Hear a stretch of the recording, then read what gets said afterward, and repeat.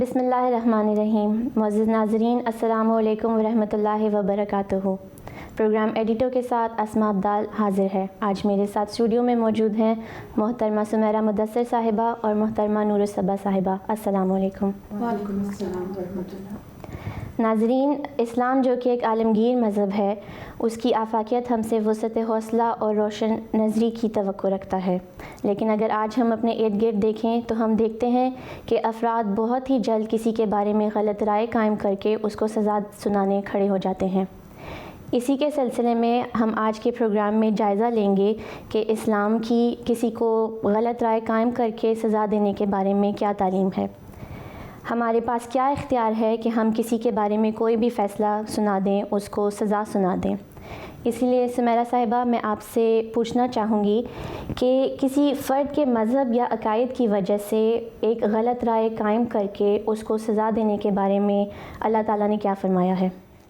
جزاک اللہ اسماء صاحبہ۔ دیکھیں، اللہ تعالیٰ ہر ایک کو اپنے افکار و نظریات، چاہے وہ مذہبی ہوں یا دنیاوی، بزور طاقت دوسروں پر مسلط کرنے سے منع کرتا ہے۔ ارشاد ربانی ہے، لا اکراہ فی الدین، یعنی دین کے معاملے میں کوئی جبر نہیں ہے۔ پھر آگے دیکھیں کہ اللہ تعالیٰ نے اس بات کا اعلان حضرت صلی اللہ علیہ وآلہ وسلم سے بھی کروا دیا، جیسے کہ سورہ الکہف آیت 30 میں ہے کہ اور کہہ دے کہ حق وہی ہے جو تمہارے رب کی طرف سے ہے، پس جو چاہے وہ ایمان لے آئے اور جو چاہے سو انکار کر دے۔ دیکھیں اسماء صاحبہ، تاریخ اسلام میں کہیں بھی کوئی ایسی مثال نہیں ملے گی جس سے اسلام کی تبلیغ میں زور، زبردستی یا تشدد استعمال ہوا ہو، کیونکہ اللہ تعالیٰ کی طرف سے حکم ہے کہ دین کے بارے میں کسی قسم کا جبر نہیں ہے۔ اب اس بات کی بھی وضاحت قرآن کریم یوں فرماتا ہے، تو یعنی اے رسول کہہ دے کہ اے انسانوں، یقیناً تمہارے پاس تمہارے رب کی طرف سے حق آ چکا ہے، بس جو ہدایت پا گیا وہ اپنے نفس کی خاطر ہی ہدایت پاتا ہے، اور جو گمراہ ہوا وہ اپنے نفس کے خلاف ہی گمراہ ہوتا ہے، اور میں تم پر نگران نہیں ہوں۔ اب آگے اس کا عملی نمونہ بھی حضرت صلی اللہ علیہ وآلہ وسلم نے دکھا دیا۔ یہ مثال آج سے 1400 سال پہلے کے واقعات میں ملتی ہے۔ وہ واقعہ جب بنو نذیر مدینہ سے جلا وطن کیے گئے تو ان میں وہ لوگ بھی تھے جو انصار کی اولاد تھے۔ انصار نے ان کو روک لینا چاہا، مگر حضرت صلی اللہ علیہ وآلہ وسلم نے ان کو اس سے منع فرمایا کہ نہیں، جو تم دے چکے وہ دے چکے، اب دین کے معاملے میں کوئی جبر نہیں ہے، یہ اب ان کے پاس ہی رہیں گے۔ اور یہ انصار کی اولاد اس طرح سے یہودیوں کے پاس تھی کہ زمانہ جاہلیت میں جب کسی کے نرینہ اولاد یا لڑکا نہیں ہوتا تھا تو وہ منت مانا کرتے تھے کہ اگر میرا لڑکا ہوگا تو میں اسے یہودی بنا دوں گا، تو اس طرح لڑکے کی پیدائش پر یہودیوں کے سپرد کر دیا کرتے تھے۔ تو دیکھیں، یہ اسلام کی خوبصورت تعلیم ہے کہ تم اپنے لخت جگر کو بھی جب ایک دفعہ کسی کو دے دیتے تو پھر اس کو بھی واپس نہیں لے سکتے تھے۔ اسماء صاحبہ، تاریخ ایسے واقعات سے بھری پڑی ہے۔ یہ آپ صلی اللہ علیہ وآلہ وسلم کی تعلیم ہی تھی جس کی وجہ سے آپ کے خلفاء اور صحابہ رضی اللہ تعالیٰ عنہ اس بات کو سمجھتے ہوئے اس کی پابندی کرتے تھے۔ چنانچہ قرآن کریم سورہ آل عمران آیت 21 میں فرماتا ہے کہ اے رسول صلی اللہ علیہ وآلہ وسلم، اور ان سے کہہ دے جنہیں کتاب دی گئی ہے اور ان سے بھی جو بے علم ہیں کہ کیا تم اسلام لے آئے ہو، پس اگر وہ اسلام لے آئے ہیں تو یقیناً وہ ہدایت پا گئے، اور اگر وہ پیٹھ پھیر لیں تو تجھ پر صرف پیغام پہنچانا فرض ہے، اور اللہ بندوں پر گہری نظر رکھنے والا ہے۔ یعنی اب دیکھیں کہ یہ خدا کا کام ہے، وہ خود ہی فیصلہ کرے گا کہ کس کو پکڑنا ہے اور کس کو سزا دینی ہے، کس سے کیا سلوک کرنا ہے، بس یہ احکام ہیں۔ سو بودے اعتراضات کی بجائے ان کو عقل اور انصاف سے کام لینا چاہیے۔ لہٰذا اسلام میں جبر کی ایک بھی مثال نہیں ملتی۔ بہت شکریہ سمیرہ صاحبہ، آپ نے بہت اچھے سے اللہ تعالیٰ کا فرمان بذریعہ قرآن ہم تک پہنچایا، اور آپ کی بات سے ثابت ہوتا ہے کہ ہمیں اس بات کا کوئی بھی اختیار نہیں کہ ہم کسی کے بارے میں کوئی فیصلہ کر سکیں۔ اللہ ہی ہے جو جانتا ہے کون حق پر ہے اور کون نہیں۔ صبا صاحبہ، آپ مجھے بتائیے کہ ایک شخص جس کے بارے میں ایک رائے قائم کر دی گئی ہو، اس کو سزا دینے کے بارے میں قرآن مجید کیا کہتا ہے؟ جی اسما صاحبہ جزاک اللہ، یہ بڑا المیہ ہے کہ آج کل ہم دیکھتے ہیں کہ ایک طرف یہودی اس بات کو لے کر بہت خوش فہمی کا شکار ہیں کہ وہ خدا کے برگزیدہ قوم ہیں، اور دوسری طرف خود کو جو مسلمان ہیں وہ خود کو جنت کا اکلوتا وارث سمجھتے ہیں۔ اسی طرح مسیحیوں کا بھی اپنا ایک نقطۂ نظر ہے، اور یہ مذاہب خدائی مذاہب ہونے کے دعوے دار ہیں اور سمجھتے ہیں، اور وہ دوسرے مذاہب کے لوگ مثلاً ہندو، سکھ، پارسی وغیرہ ان کے پیروکاروں کو کمتر سمجھتے ہیں، جبکہ قرآن مکمل مساوات کا قائل ہے۔ جیسا کہ فرمایا، اے لوگو، یقیناً ہم نے تمہیں نر اور مادہ سے پیدا کیا اور تمہیں قوم اور قبیلوں میں تقسیم کیا تاکہ تم ایک دوسرے کو پہچان سکو۔ بلا شبہ اللہ کے نزدیک تم میں سب سے زیادہ معزز وہ ہے جو سب سے زیادہ متقی ہے۔ یقیناً اللہ دائمی علم رکھنے والا اور ہمیشہ باخبر ہے۔ تو قرآن مجید میں دین اور عقیدہ کے حوالے سے جو بنیادی بات ہے وہ یہ ہے کہ مذاہب اور اعتقادات جو ہیں وہ اس کا معاملہ انسانوں کے اپنے ذاتی فیصلے پر اور ان کے اختیار پر منحصر ہے۔ تو اللہ تعالیٰ نے یہ دنیا جو ہے وہ حصول علم کے لیے اور عمل کی آزمائش کے لیے بنائی ہے، جس کے لیے انسانوں کو عقیدہ اور عمل کی آزادی دی گئی ہے۔ تو اس وجہ سے دنیا میں مذہبی اختلافات رہیں گے، اور اس اختلاف کو ختم کرنے کے لیے کسی گروہ کو دوسرے گروہ پر برتری حاصل نہیں ہے۔ اور قرآن مجید کی متعدد آیات ہیں جس کے مطابق رعایا کو نہ صرف اپنے مذہب پر عمل کرنے کی آزادی حاصل ہے، بلکہ انہیں روزگار، تعلیم اور حصول انصاف میں برابر کے مواقع فراہم کیے گئے ہیں۔ تو ان کے ساتھ حسن سلوک کی تلقین کی گئی ہے، اور ان کی دل آزاری سے مکمل پرہیز کا حکم دیا گیا ہے، جیسا کہ فرمایا کہ تمہارا دین تمہارے لیے ہے اور میرا دین میرے لیے۔ پھر اسی بات کو سورہ ہود میں بتایا گیا کہ اور اگر تیرا رب چاہتا تو لوگوں کو ایک ہی امت بنا دیتا، مگر وہ ہمیشہ اختلاف کرتے رہیں گے۔ تو اسی طرح قرآن کے مطابق بلا تحقیق و تفتیش کسی شخص کو کسی جرم کا مرتکب قرار دے دینا قطعاً ظلم ہے اور قطعاً ناقابل برداشت فعل ہے، اور عقائد کے اختلاف کی وجہ سے بلا تحقیق الزام تراشی کو سخت ناپسند کیا گیا ہے۔ فرمایا، اے وہ لوگو جو ایمان لائے ہو، تمہارے پاس اگر کوئی بد کردار کوئی خبر لے آئے تو اس کی چھان بین کر لیا کرو، ایسا نہ ہو کہ تم جہالت سے کسی قوم کو نقصان پہنچا بیٹھو اور پھر تمہیں اپنے کیے پر پشیمان ہونا پڑے۔ اور دوسروں کے مذہبی جذبات کو پامال کرنے کے متعلق فرمایا گیا کہ اور تم ان کو گالیاں نہ دو جن کو وہ اللہ کے سوا پکارتے ہیں، ورنہ وہ دشمنی کرتے ہوئے بغیر علم کے اللہ کو گالیاں دیں گے۔ تو دیکھیں، اسلام جو ہے وہ سلامتی سے اور ایمان امن سے عبارت ہے۔ تو اسلام اپنے ماننے والوں کو یہ واضح تعلیم دیتا ہے کہ کسی قوم کی عداوت یا اس کی دشمنی آپ کو اس بات پر نہ اکسائے کہ آپ ان سے ناانصافی کریں۔ تو مذہبی اختلافات کے حوالے سے بھی قرآن مجید کی جو تعلیم ہے وہ مذہب کی بنیاد پر کسی کی حیثیت تعین کرنے کے تمام تصورات کو کلی طور پر رد کرتی ہے، اور قرآن کے مطابق لوگ اپنے مذہبی رسم و رواج، دین و مذہب کے افعال و اعمال کی ادائیگی میں مکمل طور پر کسی کے پابند نہیں ہیں، قطعی طور پر، اور یہ کہ ان کے اختلافات کے فیصلے کی جگہ جو ہے یہ دنیا اور انسانی عدالتیں نہیں ہیں، بلکہ حق و باطل کا فیصلہ روز قیامت خود خالق کائنات کرے گا، جیسا کہ سورہ حج میں فرمایا کہ اللہ قیامت کے دن اس بارے میں فیصلہ کرے گا جس میں تم اختلاف کرتے تھے۔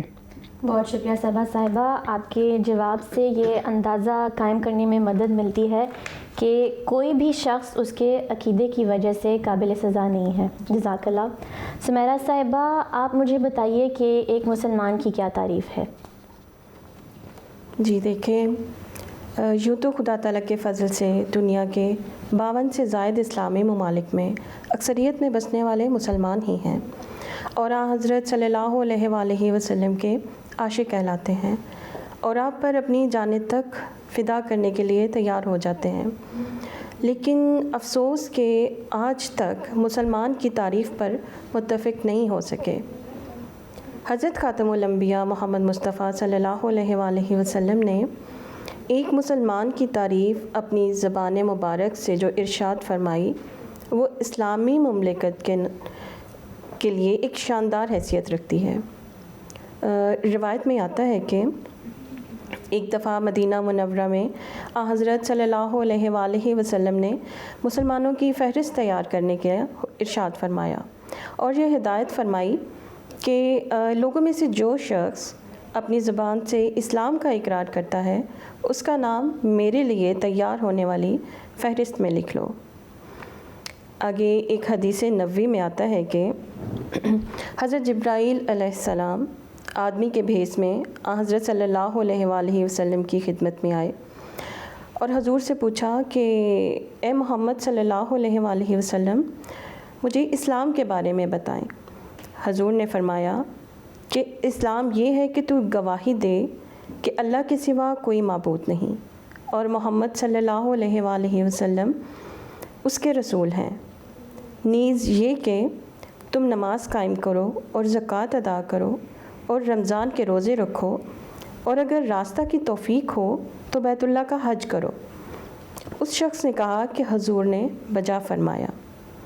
راوی کہتے ہیں کہ ہمیں اس پر تعجب ہوا کہ سوال بھی کرتا ہے اور جواب کی تصدیق بھی کرتا ہے۔ پھر اس شخص نے پوچھا کہ مجھے ایمان کے بارے میں آگاہ فرمائیں۔ حضور صلی اللہ علیہ وآلہ وسلم نے فرمایا کہ ایمان یہ ہے کہ اللہ پر ایمان لائیں، اس کے فرشتوں، اس کی کتابوں، اس کے رسولوں پر ایمان لائیں، نیز یوم آخر پر ایمان لائیں اور قضاء و قدر کے بارے میں خیر و شر پر بھی ایمان لائیں۔ اس شخص نے کہا کہ آپ نے درست فرمایا ہے۔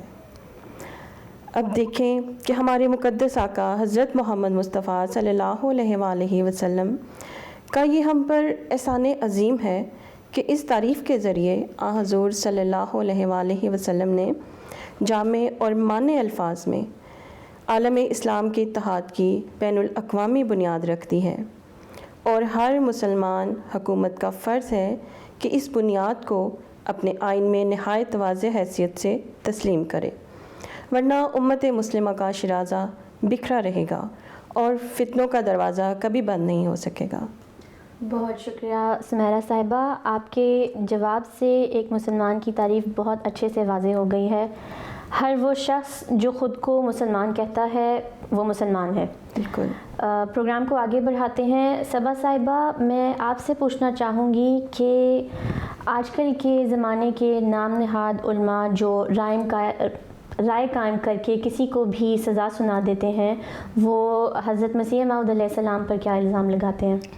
جی اسلام یہ ہمارے یہ نام نہاد علماء جو ہیں وہ حضرت مسیح موعود علیہ السلام کو منکر ختم نبوت قرار دیتے ہیں کہ نعوذ باللہ بانی جماعت احمدیہ اور ان کے ماننے والے حضرت محمد مصطفیٰ صلی اللہ علیہ وآلہ وسلم کو خاتم النبیین نہیں مانتے، اور یہ کہ انہوں نے امت محمدیہ کے مسلک سے انحراف کر کے تو ایک الگ اور کوئی نیا مذہب بنا لیا ہے۔ حالانکہ یہ الزام سراسر غلط ہے اور بے بنیاد ہے، کیونکہ حقیقت یہ ہے کہ حضرت مسیح موعود علیہ السلام اور ان کی جماعت اپنے آقا و مولا حضرت محمد مصطفیٰ صلی اللہ علیہ وآلہ وسلم کو جس قوت اور یقین کامل کے ساتھ خاتم النبیین تسلیم کرتی ہے، اس کا لاکھواں حصہ بھی ان کے مخالفین کو نصیب نہیں ہے۔ جیسا کہ خود بانی اصلاح احمدیہ حضرت مرزا غلام احمد قادیانی علیہ السلام فرماتے ہیں، مجھ پر اور میری جماعت پر جو یہ الزام لگایا جاتا ہے کہ ہم رسول اللہ صلی اللہ علیہ وآلہ وسلم کو خاتم النبیین نہیں مانتے، یہ ہم پر افتراء عظیم ہے۔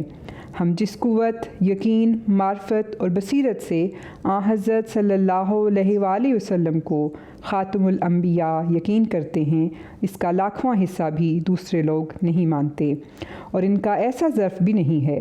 وہ اس حقیقت اور راز کو جو خاتم الانبیاء کی ختم نبوت میں ہے سمجھتے ہی نہیں ہیں۔ انہوں نے صرف باپ دادا سے ایک لفظ سنا ہوا ہے مگر اس کی حقیقت سے بے خبر ہیں اور نہیں جانتے کہ ختم نبوت کیا ہوتا ہے اور اس پر ایمان لانے کا مفہوم کیا ہے، مگر ہم بصیرت تام سے جس کو اللہ تعالیٰ بہتر جانتا ہے حضرت صلی اللہ علیہ وآلہ وسلم کو خاتم الانبیاء یقین کرتے ہیں، اور خدا تعالیٰ نے ہم پر ختم نبوت کی حقیقت کو ایسے کھول دیا ہے کہ اس عرفان کے شربت سے جو ہمیں پلایا گیا ہے ایک خاص لذت پاتے ہیں جس کا اندازہ کوئی نہیں کر سکتا بجز ان لوگوں کے جو اس چشمہ سے سیراب ہوں۔ لیکن دوسری طرف جب یہ عبارت ہم ان علماء کے سامنے پیش کرتے ہیں تو وہ ہمارے مخالفین جو ہیں وہ اس کو رد کر دیتے ہیں اور عام لوگوں میں بھی یہ غلط باتیں بتاتے ہیں اور ان کے جذبات سے کھیلتے ہیں اور صرف فساد کی غرض سے غلط فہمیاں پھیلاتے ہیں کہ یہ اقرار جو ہے وہ محض لفظی ہے اور ہم دل سے اس پر ایمان نہیں لاتے، جبکہ اللہ تعالیٰ کہتا ہے ان اللہ علیم بذات الصدور، یقیناً اللہ دلوں کے حال بخوبی جانتا ہے۔ بہت شکریہ صبا صاحبہ۔ دراصل اگر یہ جو علماء ہیں صاف نیتی سے حضرت مسیح موعود علیہ السلام کی کتب کا مطالعہ کریں تو ان کو اندازہ ہو کہ آپ نے کبھی بھی کوئی ایسا دعویٰ نہیں کیا تھا، اور وہ خود کو حضرت مسیح موعود علیہ السلام خود کو غلام احمد سے زیادہ کچھ بھی نہیں سمجھتے۔ سمیرہ صاحبہ، آپ ہمیں بتائیے کہ حضرت مسیح موعود علیہ السلام نے اپنے دعویٰ کی سچائی کے بارے میں کیا فرمایا؟ جی دیکھیں، قرآن کریم نے اللہ تعالیٰ کے ماموروں کی جو سچی تاریخ پیش کی ہے اس سے ہمیں معلوم ہوتا ہے کہ خدا کے ماموروں کی صداقت کی ایک بہت بڑی دلیل دعویٰ سے پہلے ان کی پاک زندگی ہوتی ہے۔ اللہ تعالیٰ انہیں شرک اور دوسری بدیوں سے محفوظ رکھتا ہے اور وہ قوم کے اندر ایک نہایت اعلیٰ اخلاق سے بھرپور زندگی گزارتے ہیں، اور قوم ان کے پاک کردار کی گواہی دینے پر مجبور ہو جاتی ہے۔ دعویٰ کے بعد دشمن ان پر ہر طرح کے الزام لگاتا ہے اور گند اچھالتا ہے، مگر دعویٰ سے پہلے کی زندگی پر کسی طرح بھی انگلی نہیں اٹھا سکتا۔ بس دعویٰ کے بعد کے اعتراضات قابل توجہ نہیں، کیونکہ وہ دشمنی کی نظر سے کیے جاتے ہیں، بلکہ وہ پاک کردار قابل توجہ ہے جب وہ ایک عام فرد کی حیثیت سے زندگی گزار رہا ہوتا ہے۔ حضرت مسیح موعود علیہ السلام بانی جماعت احمدیہ مرزا غلام احمد قادیانی نے اس زمانہ میں خدا کے مامور ہونے کا دعویٰ کیا اور فرمایا کہ میں وہی موعود ہوں جس کا امت محمدیہ صلی اللہ علیہ وآلہ وسلم 1400 سال سے انتظار کر رہی ہے۔ آپ نے اپنی صداقت کے دلائل میں اپنی دعویٰ سے پہلے کی پاک زندگی کو بھی پیش فرمایا ہے۔ آپ نے اپنے مخالفین کو چیلنج کرتے ہوئے فرمایا کہ تم کوئی عیب، افتراء یا جھوٹ یا دغا کا میری پہلی زندگی پر نہیں لگا سکتے، تا تم خیال کرو کہ جو شخص پہلے سے جھوٹ اور افتراء کا عادی ہے یہ بھی اس نے جھوٹ بولا ہوگا۔ کون تم میں ہے جو میری سوانح زندگی میں کوئی نکتہ چینی کر سکتا ہے؟ بس یہ خدا کا فضل ہے جو اس نے ابتدا سے مجھے تقویٰ پر قائم رکھا، اور سوچنے والوں کے لیے یہ ایک بہت بڑی دلیل ہے۔ پھر آپ نے فرمایا کہ میری ایک عمر گزر گئی ہے، مگر کون ثابت کر سکتا ہے کہ کبھی میرے منہ سے جھوٹ نکلا ہو؟ پھر جب میں نے محض للہ انسانوں پر جھوٹ بولنا متروک رکھا اور بارہا اپنی جان اور مال کو صدق پر قربان کیا، تو پھر میں خدا تعالیٰ پر کیوں جھوٹ بولتا؟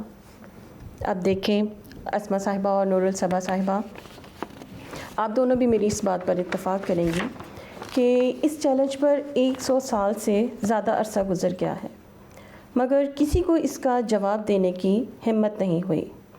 دعویٰ کے بعد تو مخالفین ہر طرح کے الزام لگایا ہی کرتے ہیں، مگر دعویٰ سے پہلے کی زندگی پر نہ صرف کوئی انگلی نہیں اٹھا سکا، بلکہ 20 لوگوں نے آپ کی پاکیزگی کی گواہی دی، جنہوں نے نہ تو کبھی آپ کو دیکھا اور جن کا نہ ہی کبھی آپ سے واسطہ پڑا تھا۔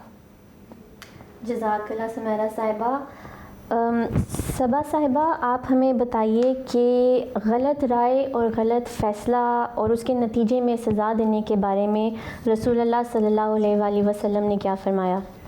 جی اسما صاحبہ، قرآن کی طرح حدیث سے بھی یہ حقیقت روز روشن کی طرح عیاں ہے کہ اسلام دین امن ہے، اور یہ معاشرے میں رہنے والے تمام افراد کو خواہ ان کا تعلق کسی بھی مذہب اور رنگ و نسل سے ہو، جان و مال اور عزت و آبرو کے تحفظ کی ضمانت دیتا ہے، اور ایک اسلامی ریاست میں آباد غیر مسلم اقلیتوں کی عزت اور جان و مال کی حفاظت کرنا مسلمانوں پر بالعموم اور اسلامی ریاست پر بالخصوص فرض ہے۔ تو حضرت ابو بکر رضی اللہ عنہ بیان کرتے ہیں کہ حضور نبی اکرم صلی اللہ علیہ وآلہ وسلم نے فرمایا، جو مسلمان کسی معاہد کو ناحق قتل کرے گا، اللہ تعالیٰ اس پر جنت حرام فرما دے گا۔ تو یہاں میں بتاتی چلوں کہ معاہد جو ہوتے ہیں اس سے مراد ایسے شہری ہوتے ہیں جو معاہدے کے تحت اسلامی ریاست کے باسی ہوں، اور یا ایسے گروہ اور قوم کے افراد جنہوں نے اسلامی ریاست کے ساتھ معاہدہ امن کیا ہو۔ تو اسی طرح جدید دور میں کسی بھی مسلم ریاست کے شہری جو اس ریاست کے قانون کی پابندی کرتے ہوں اور آئین کو مانتے ہوں، وہ معاہد کے زمرے میں آتے ہیں۔ تو پھر ایک اور روایت کے مطابق اسامہ بن زید رضی اللہ عنہما بیان کرتے ہیں کہ ہمیں رسول اللہ صلی اللہ علیہ وآلہ وسلم نے قبیلہ جہینہ کی ایک شاخ حرکہ کی طرف مہم پر بھیجا۔ ہم نے ان لوگوں کو صبح کے وقت ان کے پانیوں پر جا لیا۔ اسامہ رضی اللہ عنہ کہتے ہیں کہ میں اور ایک اور انصاری آدمی قبیلہ جہینہ کے ایک شخص تک پہنچے، اور جب ہم نے اسے گھیر لیا تو اس نے کہا لا الہ الا اللہ۔ انصاری صحابی نے تو یہ سنتے ہی ہاتھ روک لیا، لیکن میں نے اپنا نیزہ مار کر اسے قتل کر دیا۔ جب ہم مدینہ آئے تو اس واقعہ کی خبر نبی صلی اللہ علیہ وآلہ وسلم تک پہنچی۔ آپ صلی اللہ علیہ وآلہ وسلم نے مجھ سے فرمایا، اسامہ، کیا تم نے کلمہ لا الہ الا اللہ کا اقرار کرنے کے بعد بھی اسے قتل کر ڈالا؟ میں نے عرض کیا کہ یا رسول اللہ، اس نے صرف اپنی جان بچانے کے لیے اس کا اقرار کیا تھا۔ تو آپ صلی اللہ علیہ وآلہ وسلم نے فرمایا، تو نے اس کا دل چیر کر کیوں نہ دیکھ لیا کہ تجھے پتہ چل جاتا کہ اس نے خلوص دل سے کہا تھا یا نہیں۔ پھر آپ صلی اللہ علیہ وآلہ وسلم بار بار یہ بات دہراتے رہے، یہاں تک کہ میں نے آرزو کی کہ کاش میں اسی روز مسلمان ہوا ہوتا، تاکہ کیونکہ اگر وہ کافر ہوتے اور پھر مسلمان ہو جاتے تو اللہ تعالیٰ انہیں معاف فرما دیتا۔ تو اس حدیث سے بھی یہ واضح ہے کہ انسان کے باطل کا تعلق اللہ سے ہے، اور کسی دوسرے شخص کو اللہ تعالیٰ نے مختار نہیں بنایا کہ وہ دوسروں کے ایمان کا فیصلہ کرتا پھرے۔ بہت شکریہ صبا صاحبہ۔ سمیرہ صاحبہ، آپ کا بھی بہت بہت شکریہ۔ ناظرین، اس گفتگو سے ہمیں یہی معلومات ملتی ہے کہ کسی کے مذہب کی بنیاد پہ اس کو جھوٹا قرار دے دینا یا اس کے عقیدے کی بنیاد پر اسے سزا دینے کا اختیار ہمیں بالکل نہیں ہے۔ یہ اختیار صرف اللہ تعالیٰ کے پاس ہے، وہی ہے جو جانتا ہے کہ کسی بھی شخص کے دل میں کیا ہے۔ اگر کوئی شخص خود کو مسلمان کہہ رہا ہے تو صرف اللہ ہی جانتا ہے کہ اس کے دل میں کیا ہے۔ اس بات کا فیصلہ کرنے کا ہم سب کے پاس کوئی بھی اختیار نہیں ہے۔ اللہ تعالیٰ ہمیشہ ہمیں حق اور اپنی رضا کی راہوں پر چلنے کی توفیق عطا فرمائے، آمین۔ انشاءاللہ تعالیٰ پروگرام ایڈیٹو کی ایک نئی قسط کے ساتھ جلد حاضر ہوں گے۔ السلام علیکم ورحمۃ اللہ وبرکاتہ۔